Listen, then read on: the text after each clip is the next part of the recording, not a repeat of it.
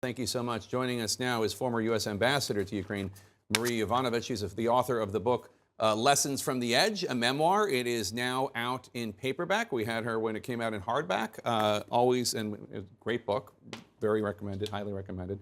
So what is your reaction to this explosive reporting from the Post that the head of the Wagner group, Prigozhin, offered to give Ukraine the location of Russian troops? Do you believe it? It's really hard to know, Jake. I mean, just when you think you can't be surprised anymore by things coming out of Russia, you can be surprised. But clearly, I mean, there's been, Prigozhin has been on the outs with those in the defense ministry. And, Why is he on the outs with them? I mean, his mercenary group is in there.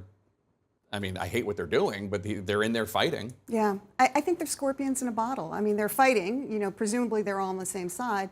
But they're all like trying to advance themselves as well in the eyes of Putin, right? Yeah. And Putin plays one off against the other.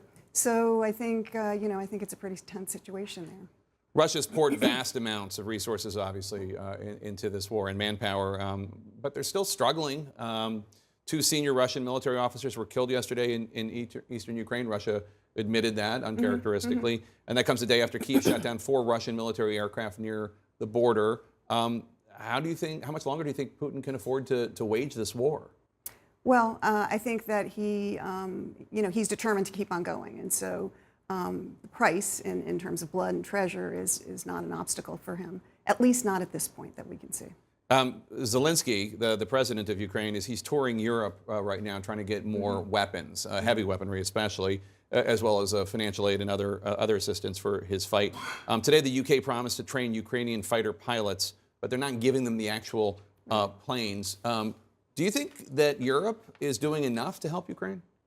I think Europe is doing a lot, just as the U.S. is doing even more. But we need to keep on giving Ukraine more and more quickly so that Ukraine can win. I mean, that's important for Ukraine, obviously, for existential issues, but it's also important for the West. If you were president right now, I'm making you president right now, hypothetically, what would you do for Ukraine that we're not doing? That's a really good question because, so I just levied this criticism, but I think partly what we're seeing is a logistical miracle in terms of getting Abrams tanks to Germany this month and then onto Ukraine. So I think the Biden administration and Europe in general and Germany just over the weekend in terms of the $3 billion package are doing a great job, but we need to do more and more of the same. And looking at other systems as well. Should we follow the UK lead, for example, with longer range missiles? Should we be thinking about fighters and so forth? I think these are all very valid questions. So your book, Lessons from the Edge, among the stories it tells, and it tells a lot, it talks about how when you were ambassador to Ukraine during the Trump administration, you were ultimately fired after you refused to pledge loyalty to Trump. You write about that in the book. I want to get your reaction to comments that Mr. Trump made about Ukraine last week at the CNN town hall.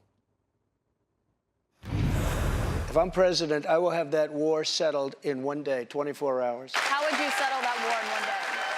Because I'll meet with Putin, I'll meet with Zelensky. They both have weaknesses and they both have strengths. And within 24 hours, that war will be settled. It'll be over. It'll be absolutely over. Do you want Ukraine to win this war? I don't think in terms of winning and losing. Now, Zelensky responded to that, noting that obviously Russia was at war with Ukraine during all 4 years that Trump was president. They hadn't sieged the whole country. They just seized some of the area to the east as well as Crimea. But how did you take his remarks? Well, I think it's Trump being Trump, where he makes statements that aren't necessarily tethered to reality. Yeah. He also said at one point that he and Putin had talked about Putin invading Ukraine. And do you know anything about that? No, I don't know anything about that. Yeah, who knows if it's true or not. I'd love to know more. Former Ambassador Marie Yovanovitch, author of the great book Lessons from the Edge, a memoir now out in paperback. Thank you so much for being here. Good to see you. Thanks.